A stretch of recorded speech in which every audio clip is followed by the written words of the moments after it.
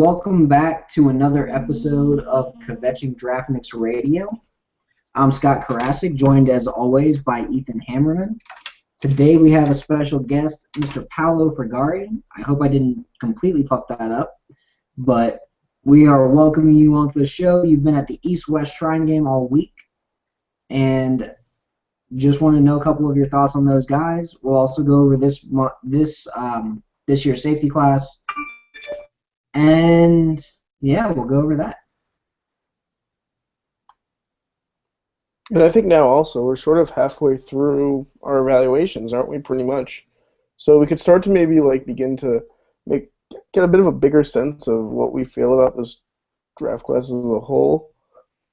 I mean, I sort of vacillate a lot every day between whether or not I love the draft class or I don't like it. I think right now I'm leaning toward the top four are really good, and then after that, there's just a big drop. It just falls off the cliff. You do that every year until about March, though. And then you're like, but I honestly absolutely love it. Or you're like, oh, this draft class sucks. I do, but I also sort of think that this year, I have some guys who I think are top 5 for sure, and then after that sort of top 5 gap, I have 4 guys who I really like, and then it just sort of they're all late firsts. I'm not sure how many first round evaluations I'm going to have this year, but I'm pretty sure it's going to be less than last year, unless some people just completely take me by surprise as I rewatch. And Hank, oh sorry, I always tweeted about Hank, so I was thinking about Hank. Paolo lost connection from back. But either way, the big thing for me for safeties, I rewatched Devontae Holloman. I don't know if I can get behind having him quite as highly rated as you do. Because the more I watch of him, the more I see Reggie Nelson, who's on the Jaguars, who I liked. I think Reggie Nelson was a good player on the Jaguars, but I'm starting to see some of the problems that other people have been saying are coming up. The lack of willingness to tackle, starting to see some of his stupidity. I don't think he's the smartest defensive back in the world. He definitely does have ball skills, and I think that he can be used in a certain context. I think single high, use him, let him play over the top. He's a rare talent in that regard, but he does have a lot to learn in terms of how to read quarterbacks, and it scares me a little bit. I mean, in my latest mock draft, last week I had him going top 10. I don't think he'll end up going that high in the actual draft, and I'm going to be recalibrating my expectations for sort of what he could be at the next level, for sure. I'm not a fan of Holloman at all. I'm just going to be... You said... Wait a minute. I'm going to say something. I said I would take him... You compared him to Ed Reed. You compare him to Ed Reed. Sorry. I said his ball skills are like Ed Reed. His tackling skills are like Thomas DeCoud. So draft him accordingly. You still compare him to Ed Reed. Yeah, his ball skills are ridiculous like Ed Reed's were. But when you tackle like Thomas DeCoud, I don't want you on my team. And you missed the second part of that tweet. You said it on the air. You said you compare him to Ed Reed and he'd be a first-round pick for you, easy. You said he's one of your favorite players in the draft. He knew how to tackle. If he knew how to tackle, he'd be Ed Reed. But he doesn't know how to tackle. You can't teach someone how to tackle. That's not 50-50. Do you think that he's the number 1 safety in this class then? Me? Scott? Oh, Number 1 safety, number 1 ball skill safety, yes. Number 1 all-around, actual talented safety, nah. If anything, it's still Landon Collins. Collins is still a box safety.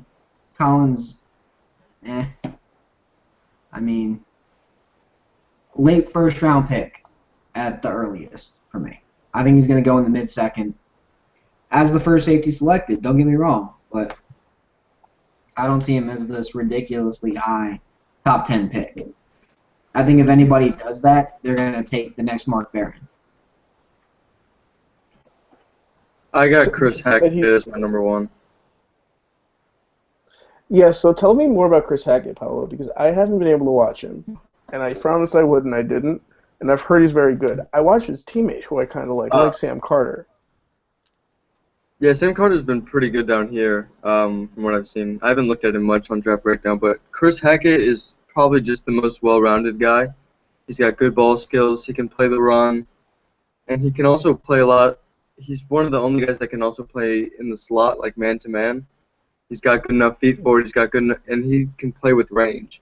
Like with Collins, pretty much what you're just going to get is you're going to get an in-the-box heavy hitter, safe linebacker spur type. And that's not a safety, that's a spur, which is completely different. With Holloman, I agree. Great ball skills, just no tackling ability. So it goes Hackett, Collins, and then Holloman for me. But I'm starting to like Eskridge a lot from Syracuse as well. I like Eskridge. He's pretty good. I wouldn't take him before day 3, though. Right. And my sort of thought right now is that I also like Landon Collins. I think people are actually overcorrecting a little bit, which sometimes happens on draft Twitter, in terms of his faults. I think he's not that bad in coverage. Is he going to be a single high safety? No, but not every safety is going to be a single high safety. The number of single high safeties in the NFL probably count on one hand. Landon Collins is totally – he'd be a fine starting safety on most teams. So I think that for me, like, he's a first rounder pretty easily. I think Holloman can take a risk on the ball skills. And Barron was a starter on a better suited defense. I still think Lovie Smith's not a very good coach. So now, Holloman, I think you take a risk on him if you're in late first, early second. I think with the right complement, he could be a darn good deep safety. But he needs to be coached, and he needs a lot of work. But I think that you can work with his tools. You don't get ball skills in a range like that every day. You just don't. It's not something you often get.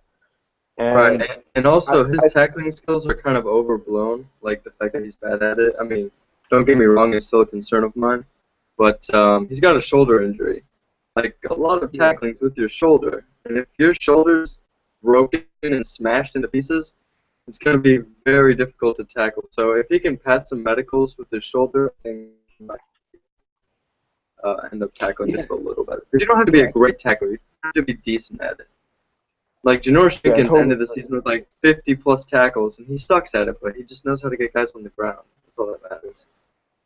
And, I mean, Devin McCourty's not an amazing tackler either, but he's pretty good at range, and he pretty much made the Patriots' defense this year, because he played over the top and allowed the corners to jam.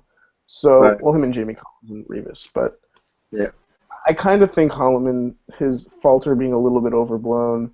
Mm-hmm. And, you know, you can't teach ball skills. That's something that is really hard to sort of, like, teach. You can teach tackling. Tackling. I think you can teach tackling, too. And I also think that people who try to get, like, these really well-rounded physical safeties, they're not relevant in football anymore. To a certain degree. I mean, you're always going to appreciate hitting, but range is more important at this point. The game is making you be more finesse than physical. Like, you can't get your hands on guys more than 5 yards anymore, really. You're only allowed to hit guys in certain areas pretty much. So those Sean Taylor types. I think I missed some of that. I think your feed kind of cut out a little bit, if you want to repeat. All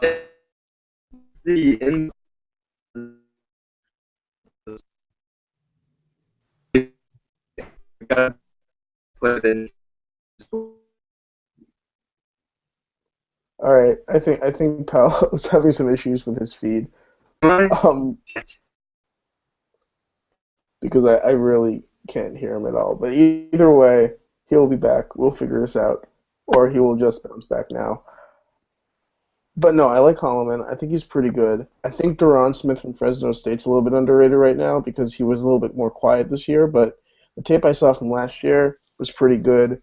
And I think that this year's tape wasn't as bad as some people thought it was, so I think he's a pretty interesting prospect to me. Um, I also really like Quentin Rollins as a safety. I've talked about him before. I think he's a corner from Miami. He literally just learned the position. He has ball skills for days as well. Um, awesome instincts, really smart player, great range. I think you kick him to safety and you let him play there. I think that that's where he sort of fits the best. And then, honestly, there is this guy who I randomly sort of, like, caught my eye when I was looking at safeties. This kid from I don't actually know, wait, take that back. I don't like calling college players kids. But the safety from Rice, Julian White, I believe his name is. He has some athletic ability, and I really, really liked what I saw on tape. And I think that he's somebody who, day 2, third round, I think he could totally be sort of molded into someone interesting. Totally starter caliber safety someday for me. So he's somebody who I also really like. So wait, hold on. His name is Julian White, and he plays at Rice. I think White that's his from Rice. What? Julius White from Rice. Yeah, Julius White. Oh man, the bad jokes that are gonna come from Twitter idiots. I haven't really seen a lot of him. I didn't even have him on my watch list, so I can't really. I hate to say it this way, but I'm not gonna talk about a guy who I haven't watched, and I have no idea who That's fair. Julius White from Rice is, other than I just did a Google search and it popped right up. But Well, he you looks on like breakdown. he looks like he's worth watching, so I'll do that. A guy who I think is going to get overblown is Curtis Drummond. Yes, I have a third round grade on him, and that's only because I'm leaning on tape from 2013. I wasn't impressed this year, but I think he can be good in certain contexts. So I'm keeping him in that third round range, but I'd still take a chance on him in that range. See, I have to I don't agree. think he has great range though. I have to agree with that. He's definitely that underneath robber safety. Like he's not a deep safety. He's not a cover 2. He's not a cover 3. He's not a drop back, play the super deep ball. He can't do single high. But you put him over the middle. You let him play that Cam Chancellor style role, that robber role. I think he'd do very well. I think that's the only real role that he'd do very well in, but I think he'd do very well in that role. Now, one guy who I'm sort of like going to hold judgment on for the time being is Jaquiski Tart from Samford. He has a lot of fans. I liked what I saw early last year. After Pierre Desir, I'm not going to rank him before round 4 because I think that Draft Twitter overrated Desir a lot, and I want to push the brakes a little bit on Tart. But he is somebody who I think could find his way into a starting role in 2 or 3 years. One guy who I think is not very good is Anthony Harris from Virginia. He's totally ordinary to me. He has good ball skills, but everything else is bad. No range, no athletic ability, just not that good. I have a late 6 on him, so I'm right there with you. See, I've decided I'm not grading rounds in day 3. I'm just saying early day 3, late day 3, because the rounds really don't matter at that point. Do I think this guy can develop into a starter or no? That's fair. I grade. In this draft, I'm giving those guys third round grades. I mean, I give guys rounds based on where they are in my personal book, where I would personally pick them. Like Austin Collinsworth, barely draftable. Because I think at least you'll get a special teams guy who, worst case scenario, can fill in as a run defender every now and again. And that's about it. So I gave him a barely draftable 250 grade. What do you think of Isaiah Johnson? From Georgia Tech? Mm-hmm. I like him, but I think the guy he played next to was better. Who's the guy you play next to? I don't know who that is. I want to say it was a DJ White. Hmm.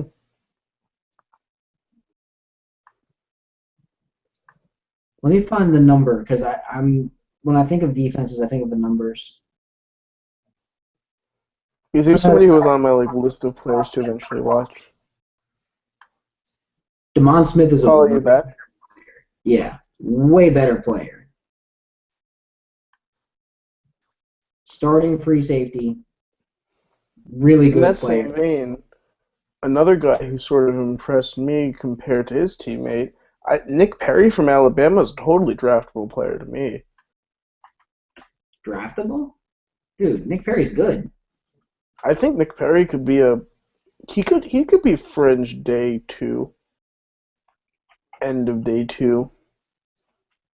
I've got a 105 or early day 3.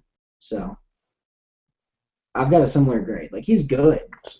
And then I think there are a lot of Tremaine decent Bonder. kind of guys who could maybe be good, but I'm not totally sold on them based on tape around that range. And I think part of it is that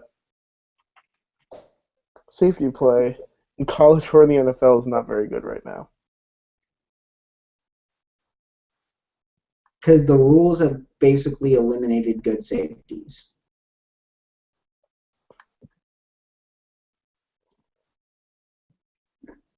If you want to be 100% honest. I disagree with that. Speaking of which, we've got a I bunch of think safeties that we're going to be it able to look at. eliminates a certain kind of safety that was once good, but in reality that safety's weaknesses were pretty apparent, and now it sort of like screws them over. But I still think that you can be an athletic safety and be good, but you just have to win differently. So what are your thoughts on Deron Smith, Fresno State? I liked him. I think he's good. I think he's fast. I think he has good range. I think he was misutilized for State's defense on the scrimmage. He reminded me of Eric Weddle. See, I've got a mid 2. I think he has good range and good nose for the ball. I've got a mid 2 on him because I don't think that he's ready right now just to step in and come in and destroy people. But he definitely is a good talent. And I agree with you. The range is ridiculous, especially his deep range. If you're looking for a free safety in this year's draft, I think he's the guy. But he does scream project to me, so I don't know how high exactly he's going to go, but I think mid-second, I'd feel comfortable taking him.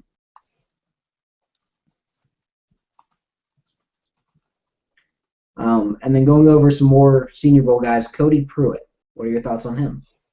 I think he's not very good. I think he should play linebacker. I think that's what they said about Taylor Mays. And Taylor Mays wasn't a very good linebacker either. He was way better at linebacker than he was at whatever the hell he's playing now. I will say that I think that the one ranking that NFL Draft Scout is going to regret the most is having Cody Pruitt as the top free safety in this class. That's not a good look. He's not a free safety, and he has no range. He's fast, but he plays out of position all the time. NFL quarterbacks are going to eat him alive. There we go. I think you're kind of right, though, that he could work as maybe a hybrid linebacker. He's 220, right? Yep. So maybe you use him like a Levante David. Maybe you use him like a nickel linebacker. Deion Buchanan, maybe. You can see that maybe working out, but he's not a free safety. Who's this? Cody Pruitt. Cody Pruitt. See, I don't want him playing linebacker either, though. I feel like he doesn't have any range to play that. Dude, if he doesn't have the range to play linebacker, he shouldn't play in the NFL. I don't see much in Cody Pruitt. I feel like he's a Tarzan, plays like Jane kind of deal. Yeah, I'm But not a huge fan either. if you can clean up his feet You know who I and like you can better? get him to use his eyes better, then I think he can be a good prospect. I He like just doesn't use his eyes. there's a guy in Illinois. This is someone who I'm guessing Scott hasn't watched either. His name is Ernest Thomas, and I think he's actually a little bit better than Cody Pruitt. But he's also not. He's an in-box safety. He's like a linebacker downhill guy. He's not a deep safety. Is he So a he's gonna senior? have my watch list. Yeah, he's a senior. Okay. All right. Some guys I was just- turned on to him by I think it was Fasu who turned me on to him. Somebody Oh, yeah. told me about him. He's pretty good. Good at He's not that good, but he's a good late round prospect. Keep an eye on. There's value Who in are the that. Senior Bowl safeties anyway? I don't even know. Who are the what? Who are the Senior Bowl safeties?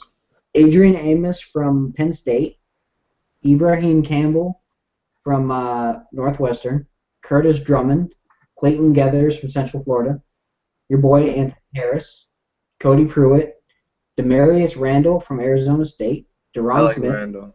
Art. I'll have That's a to good watch group. Randall more because I heard he's okay, but I haven't seen a lot of him. Ibrahim Campbell. I like his Teresi. I like Teresi. I think he's very underrated for what he is, which is a Bob Sanders type. Short, angry, over the middle, destroy you in the face kind of safety. I've yet to see him. I'm excited to go to the Senior Bowl. Oh yeah, everyone's gonna be down there. Jeff Frisden, Emery Hunt, a bunch of dudes that I met here are gonna be down there. Oh man, So- Emery's gonna What's up? be- Since you were at the Shrine game, Paolo, why don't you tell us sort of like the most interesting things that you saw while you were there? Most interesting things. Mike Singletary doing aerobic stretches before practice. That was definitely a sight that I can't unsee. He looked like he was just humping the air at times. It was kind of odd. I saw a Ram scout talking to a Buck scout literally 2 practices straight, which I don't put much stock into that, but it's interesting nonetheless. Why do you think that's You know what that interesting? says? They were friends before they were scouts of those teams. Yeah, right. That's probably what it is. That's probably what it is. And it looked like they were talking about some of the offensive linemen. I couldn't really tell. I talked to some of the Finding Giants guys. Those guys were really cool. The Arizona Cardinal scouts came up to me and talked to me because of the jacket that I'm wearing. It's in that they liked it.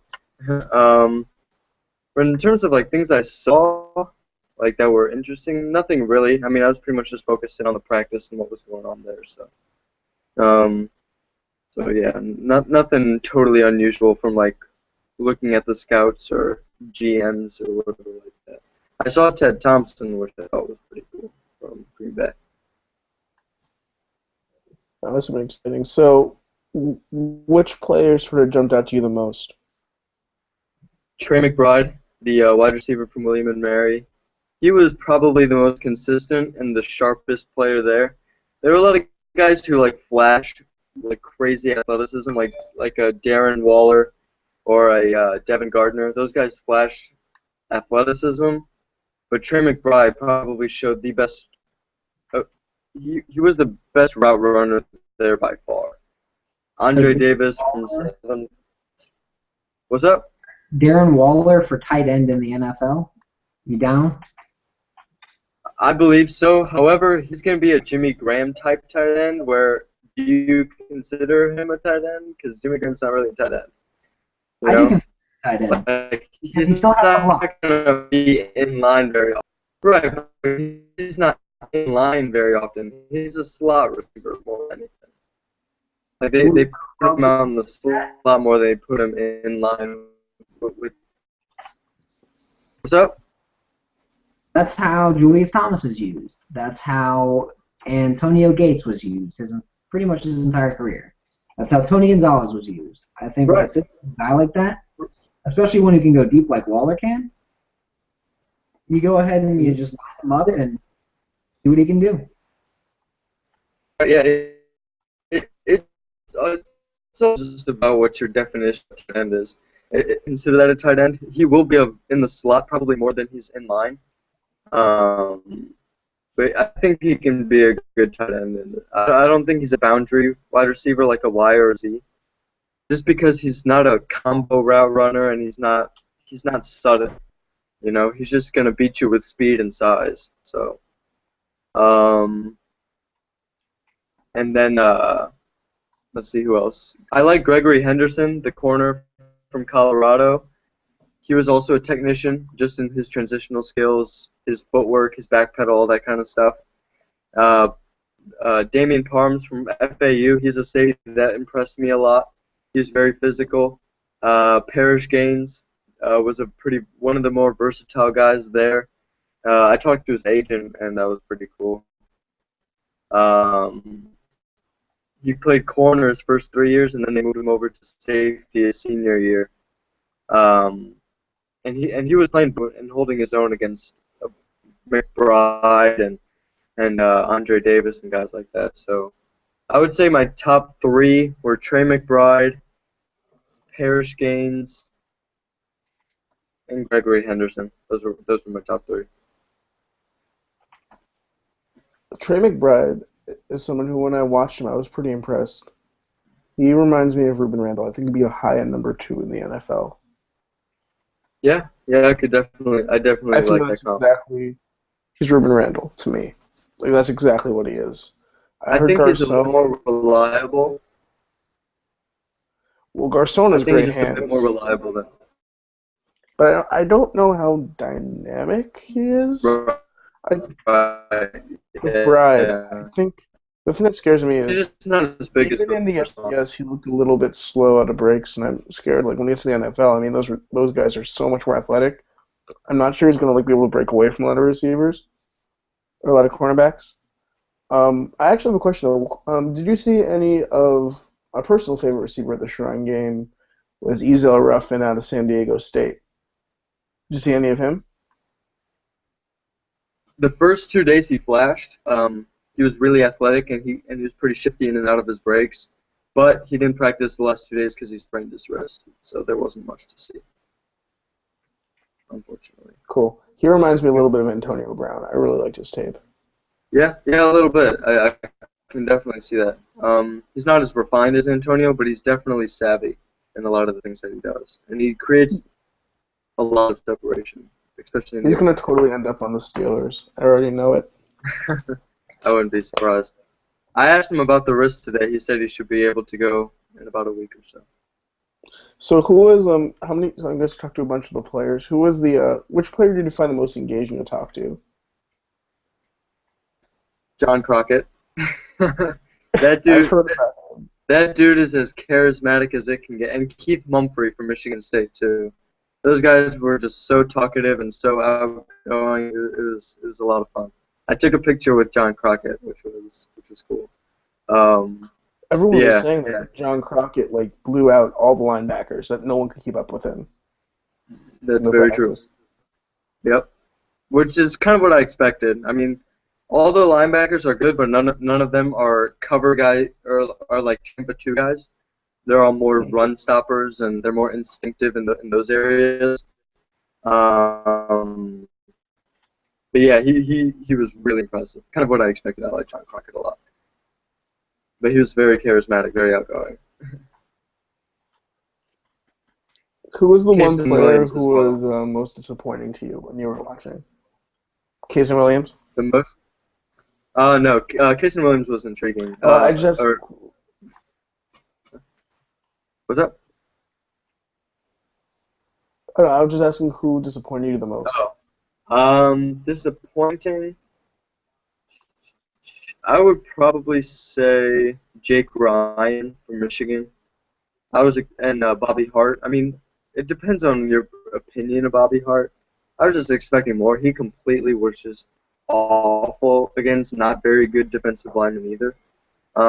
Jake Ryan, like I didn't know much about Jake Ryan. I know some people tabbed him as this year's Chris Borland, and man, he just sucks.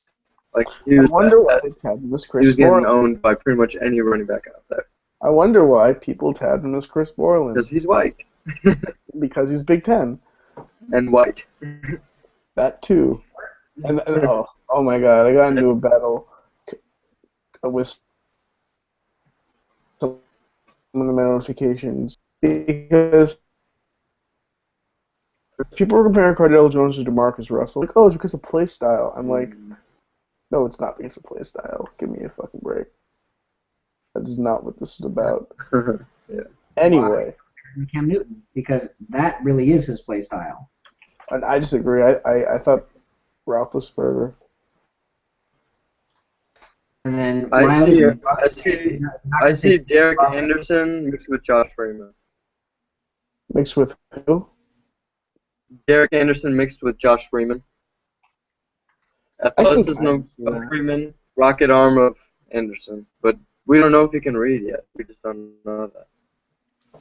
Which is why I would say, I think you teach him, though. I mean, I'm a little bit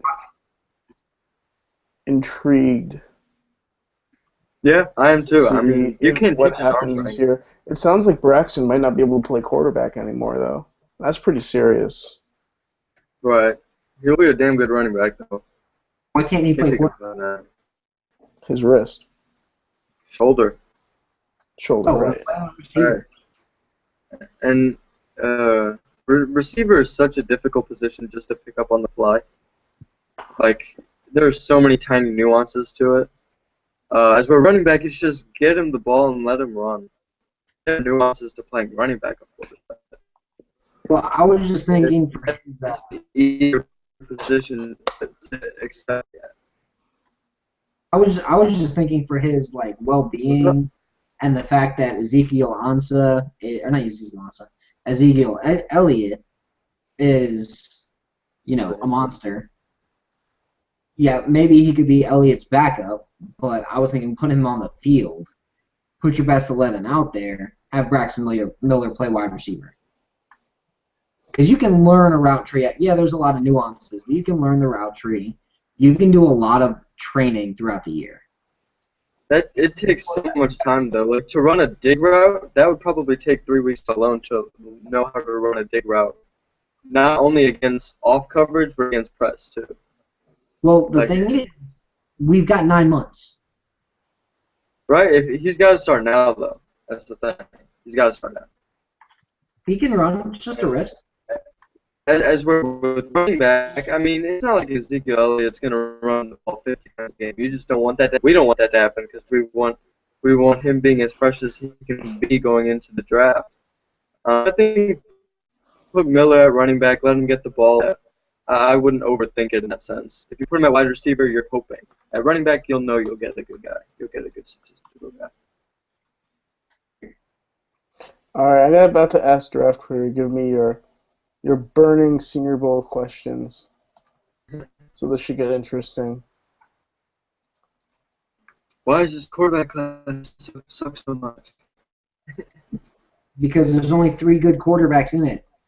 No, this quarterback class sucks major donkey balls. After Jameis and Marcus, there's one guy who I would take in the first round, who I think has starting potential, and that's not Nick Hundley. That's Brett Hundley. And then the best senior quarterback in this entire class, in my view, is Nick Marshall. Just because I see him in that offense that Gus Malzahn's running, and I'm like, man, this guy actually understands how to read defenses for the most part. And then after him, there's Bryce Petty, but I still think both those guys are career backups.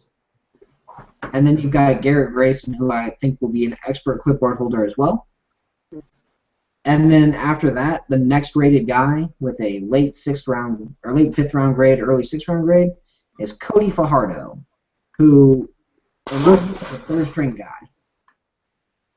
He was pretty bad this week. He's really bad. I'm gonna give him. I compare his He career looked path worse than Taylor Cut. go the way of Chris Redmond.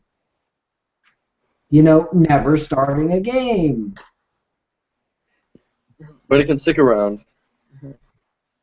Find his way in an organization. He's a smart kid. I talked to him for like a minute or two. He's a smart dude.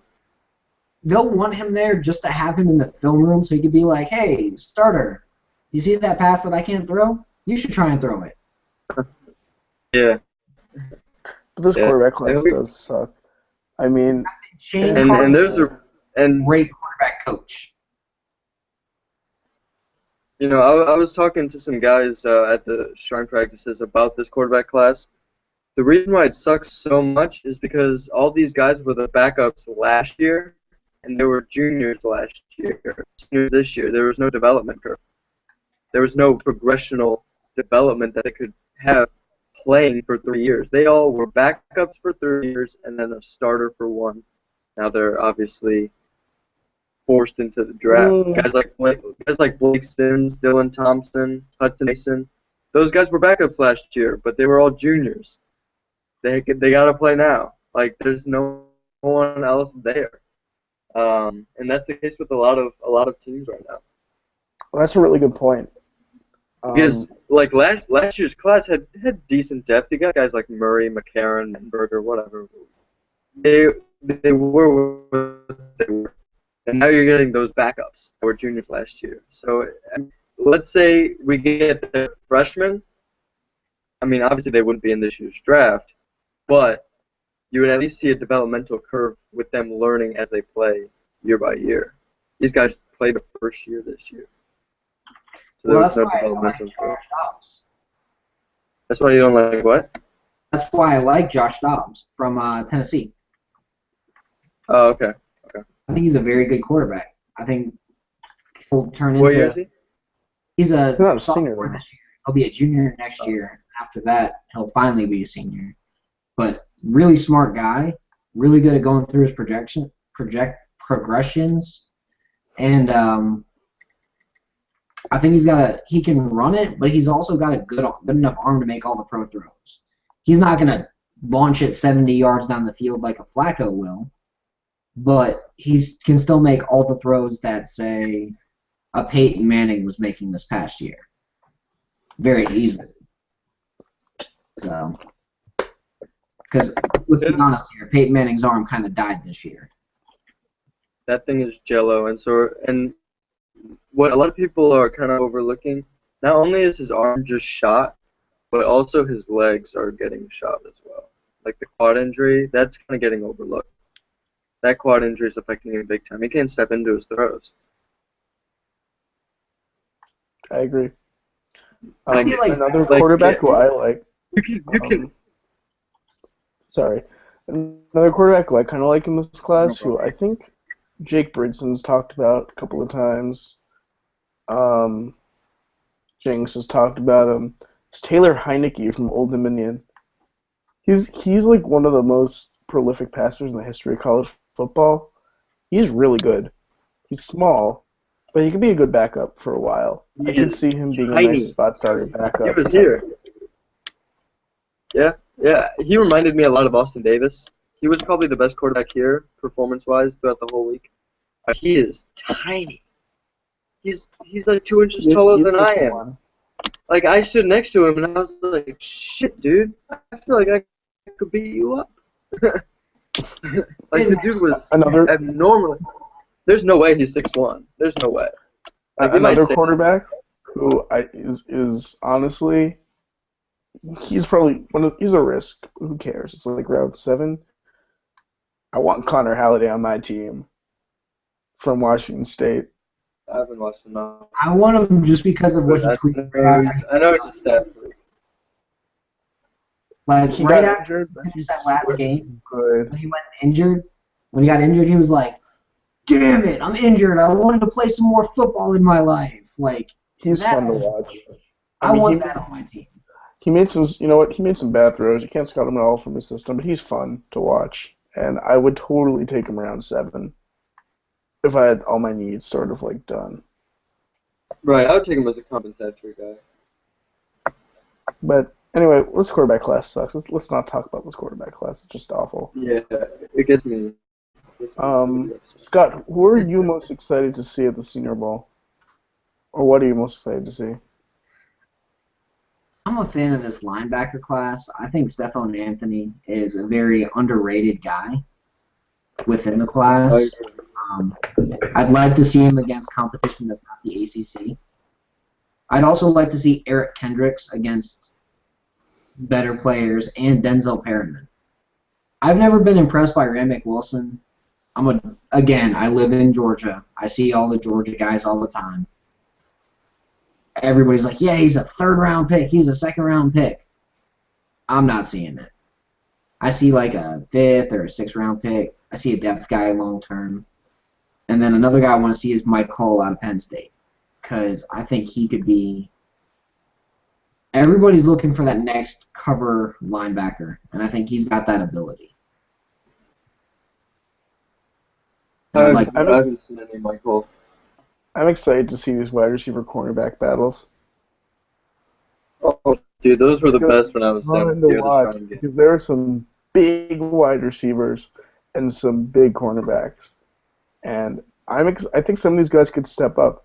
Duran Grant from Ohio State is somebody who I think could totally step up and be a totally random top 2-round pick this year. Eric Rowe is my second-rated cornerback right now. I think he's really good. Eric Rowe. I love Eric Rowe. Eric Rowe fan.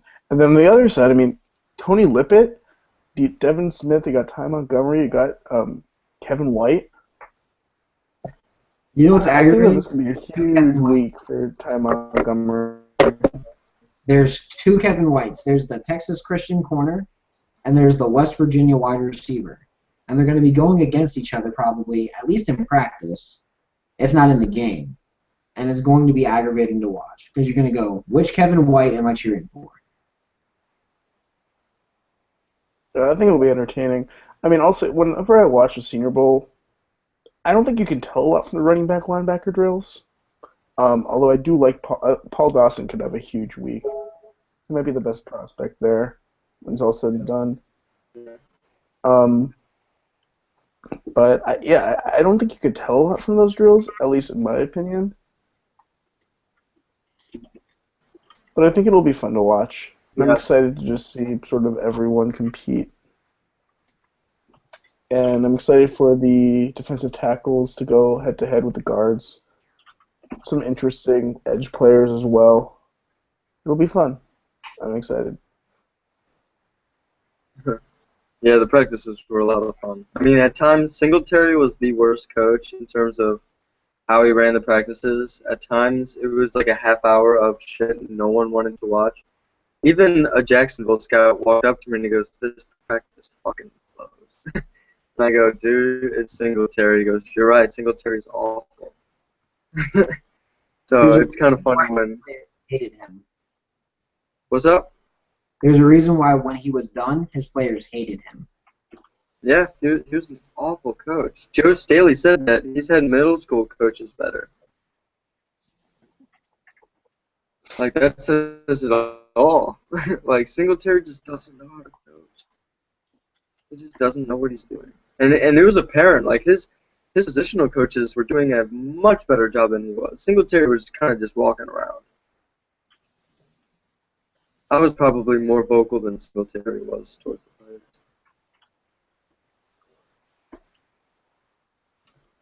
Who are the coaches down there, by the way? Who? Jaguars and Titans.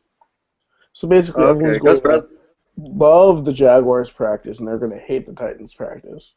Are they going to hate the Titans? The Jaguars coaches are really loud and passionate, and the Titans coaches are really bad. I don't know, man. Ray Horton's loud and passionate. Yeah, Wisenhunt's going to be from what Cortez has told me, Ray's a fucking beast when he's jumping down your throat. Wisenhunt is a tool. Completely and totally boring. Yeah. I'm excited to meet Gus. I want to meet some of the Jaguars people when I'm there because I feel like they seem like fun people. Yeah, Gus Bradley's going to be a good time. That's for sure. Gus Bradley. You got Soleil. You got whoever maybe they won't have an offensive coordinator yet. We don't even know. Yeah. Yeah, so Maybe the they'll bring down Bortles. offensive coordinator, because it's not like they're going to run anything super complicated. You can only install so much in a week. Right. Try telling that to Singletary, though. He gave the team a playbook that they had to learn. I was like, really, man? You can't have these kids learn a playbook in a week. I mean, you could if it were easy stuff. But you shouldn't care that much. I got a question. Like, it's not I got a about Twitter winning. question.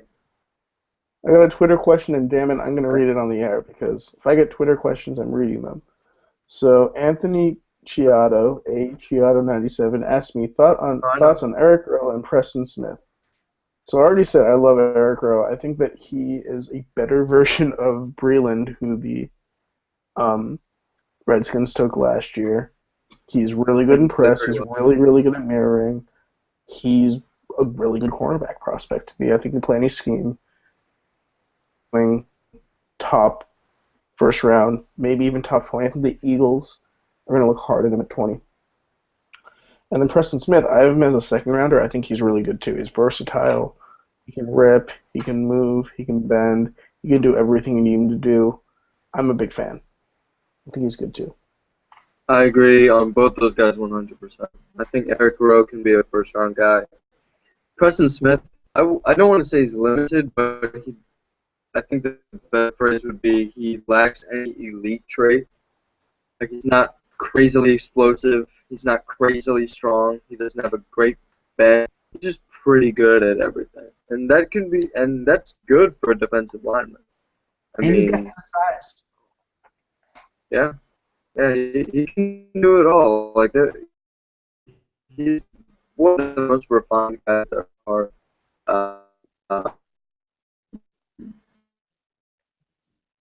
In terms of the edge rushers, because a lot of these edge rushers and all that kind of stuff.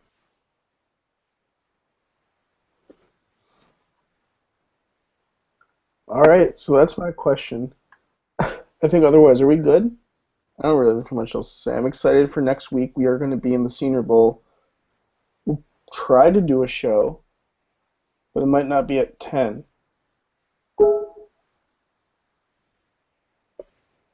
Yeah, we might do it another time. We might end up doing the Senior Bowl show on Monday night, and then also having our Thursday night show that same week. Just because I don't know if we're going to have the time that Thursday night. Or we could do... It might not be that Monday night, because on Monday night I am going to be on the...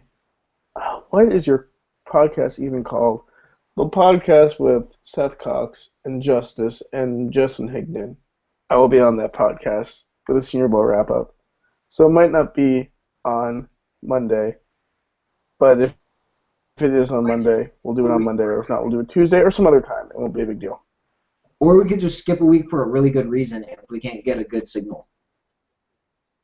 We'll figure it out. Yeah. But either way, we're going to Senior Bowl. We will be tweeting at the Senior Bowl a lot. You should follow us on Twitter. It'll be crazy. Make sure you guys get some videos for me. We'll get videos. And thank you, Paolo, for coming on the show. We were very happy to have you. Always enjoy hearing insights from other people. Always looking for guests. So overall, I think that's it for the night. Ethan, Scott, shalom. Bye. Bye. Peace.